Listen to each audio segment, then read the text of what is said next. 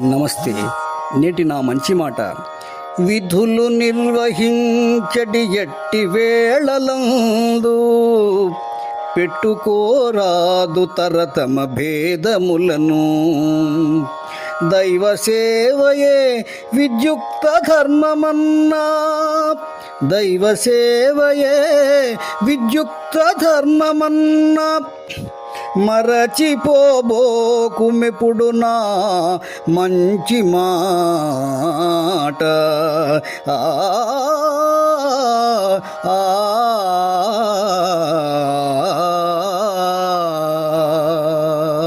మిత్రులారా, ఏదైనా ఒక బాధ్యతాయుతమైన విధులను నిర్వహించే సమయంలో వీడు నావాడు, వీడు పరాయివాడు అంటూ భేదం చూపించకుండా నీ ధర్మాన్ని నిజాయితీగా నిర్వర్తించాలి.